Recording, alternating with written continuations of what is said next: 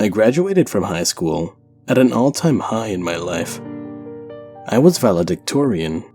I was born into a rich family, and I had universities begging for me right after graduation. I had never really thrown any parties before, but I realized that I had spent most of my teen life studying. Maybe it was time to kick back and throw myself a celebration. That night, I met Alice for the first time. She was hanging by the cooler, a girl around my age, with blonde hair, slender figure, and a pretty but fiery face. I recognized her as a girl around school who always hung around the popular kids. But she wasn't really a student there. She would hide from the teachers and only ever show up for parties. I had written her off as one of those mean girl types and did my best to ignore her. Alice gestured towards me and asked me why I wasn't partying at my own party. I told her I was just happy being able to throw a party, and I meant it. My friends started cheering me on, saying, "Come on, Alice is here telling you to go freaking party."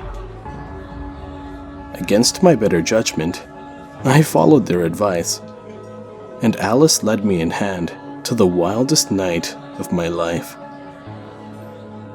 Funny enough, I don't remember much of it.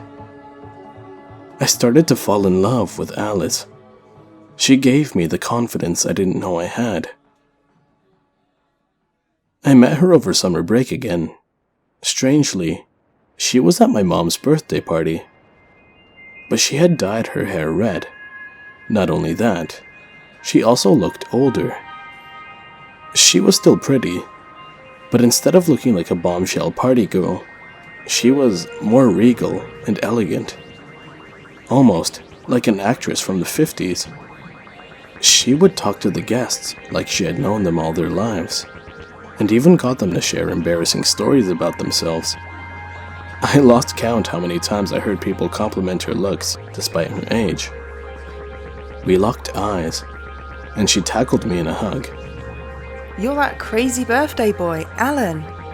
She started rambling about how much fun I was to be around, and that we should hang out more. That kind of shattered the whole regal beauty vibe, but I didn't care. We talked for hours, and by the end of the night, Alice was my girlfriend. When college came, it turned out that we were in the same university. This time, she was back to a dirty blonde and had slimmed down immensely. Her makeup was a bit runny, but she was still a knockout. She also was always taking me out to parties. My grades were sinking, sure, but my parents were too loaded to let me fail, and I took advantage of that. First, it was small. She would cause me to bump into people or embarrass me by talking over my words. I just chalked it up to the chaos of college parties at the time. However, one night during the second year, she got accidentally pushed by some freshmen, and angrily, she told me, "Beat the shit out of that guy, Alan." An intense buzzing accompanied these words, and without even thinking, I swung my entire fist towards this kid's face. I felt his nose shatter, and the warm blood on my knuckles.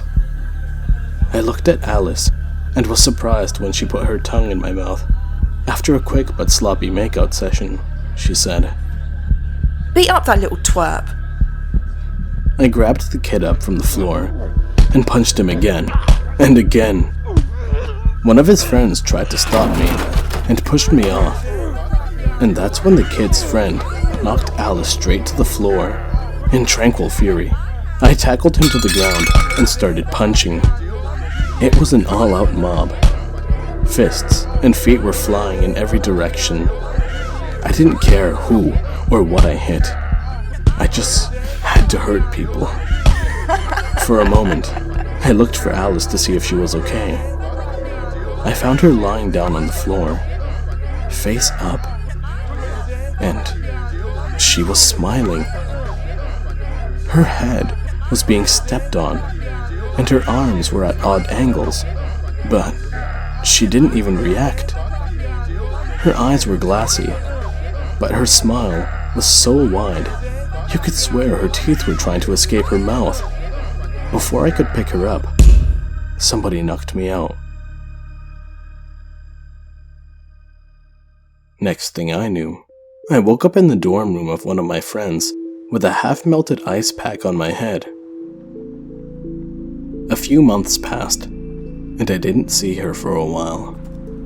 I was paying attention in class again, and put off being invited to parties, not just to avoid the concussions, but also to avoid Alice. Friends came and went, until eventually, they just went. For a time though, I felt peaceful. I still couldn't get her glassy-eyed grin out of my thoughts though. I thought it was over between us. One night, I went to a party for the first time in months, and almost immediately, I blacked out.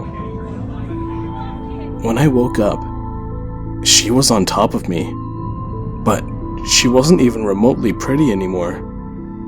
Only a trace of what I first saw in her remained. Her eyes were glazed over.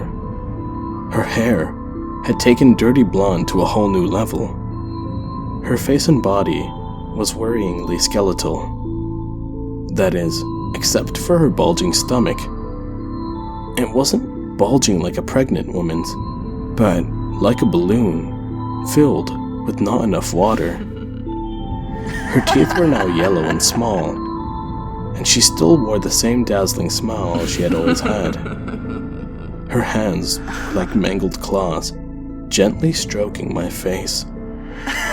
I tried to speak, but she had a horribly long finger to my mouth to silence me. She slowly put her hand into my mouth and started to pull down. I could only make loud groans as she slowly opened my jaw. My jaw was unhinging past what was humanly possible, and I could feel every muscle tearing. But I remained still, unable to scream. With both hands, she started to crawl into my mouth. She put her head in first and started forcing her way down my throat. Her body was contorting in inhuman ways to force itself down. Meanwhile, despite my terror, I couldn't help but be fascinated by how macabre and distorted my body had become. Eventually, her entire frame was managing to fit inside my body.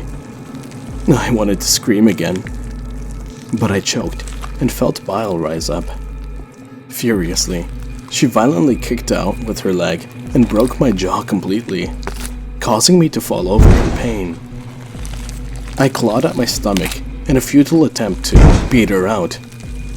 I could feel her wriggling. Her hands were looking for something, and I felt her feeling up all my internal organs. After a moment, she stopped. I closed my eyes for a moment, and I held my jaw. It was healed. Or was it really broken at all? I was in the classroom, and my professor was telling me to pay attention. I said sorry, and went back to my textbooks. I shook off the remainder of sleep still left in my system, and felt a sudden urge to go to the bathroom. I excused myself, and the professor allowed me, muttering to himself about millennials and their weak bladders. On the way there, I felt a sharp stab at the side of my body, and I collapsed. A few passerby rushed to help me, and I realized I was screaming. My whole body was on fire. Somebody gave me a bottle of water, and I gulped it down greedily. I relaxed and splayed out on the floor, feeling judging eyes on me. I laughed to myself and stood up. Just as suddenly, her hand shot out the side of my body It was clutching something hard and swollen. By that point, I was in too much shock to realize what it was at the time. I woke up in a white room, and with tubes attached to me. It's been 2 years since that day. Alice was lying in a pool of blood, looking almost like how I first met her, only pale and lifeless. She whimpered pathetically. I hoisted her up, threw her over my shoulder, and walked over to my balcony. With great effort, I flung her over. She hit the pavement with a splat, painting the sidewalk with her bodily fluids. I waved to a neighbor on the second balcony, and she regarded me with a huff. I was taken aback, but I shrugged my shoulders. It was hard to let her go, but I had a whole life without Alice to enjoy. My phone rang. It was my mom. She was berating me for some mundane errand I forgot to do for her, but I took the hits. Her voice lowered gently, and she asks me if I'm okay. For a while, I stay silent, and I say, "Yeah, I'm okay." She sighed in relief and told me to stay safe. She hung up the phone. It's been 2 years since that day, and I haven't drank a drop since.